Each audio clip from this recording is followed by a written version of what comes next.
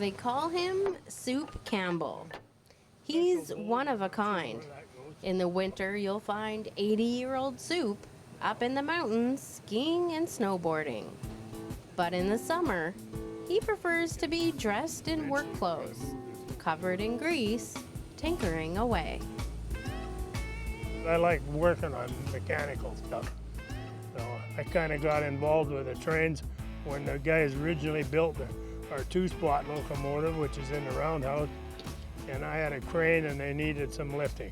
I've been an engineer and I've been a conductor and done the odd things. I do help with track repair, but I find I like doing maintenance better. And today's maintenance project is a big one. They're in the beginning stages of restoring a 1923 steam locomotive.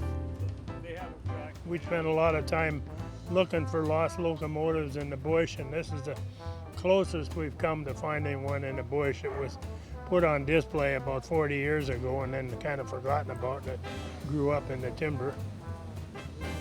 It's a 75-ton superheated locomotive, 262 configuration, with a saddle tank and fuel tank on the engine to give it lots of traction.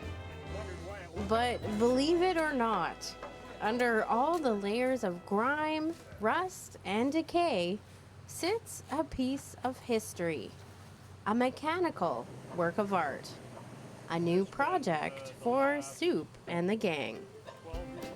People are quite skeptical. They saw this one here when we moved it in. What the heck did you haul that piece of scrap iron here for?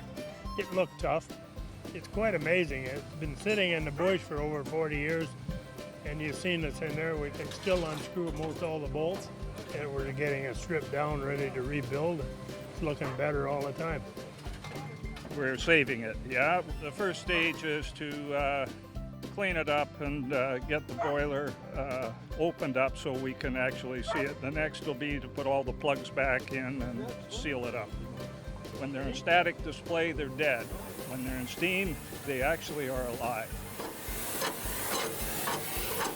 But this type of project is not for the weak-hearted. In fact, it's quite the opposite. With thousands of hours of manpower and an endless amount of knowledge, know-how, and expertise. These volunteers are dedicated to a 4-year timeline when they finally hope to see this locomotive puffing steam chugging down the tracks. I guess I must. I must love this stuff. The work is challenging, but fulfilling at the end. Yeah, it's kind of a passion, yeah. It's fun. It's a challenge.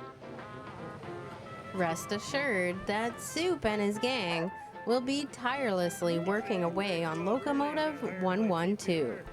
And then who knows what project they'll be taking up next. For Go, on Shaw TV, I'm Jenny Fortin.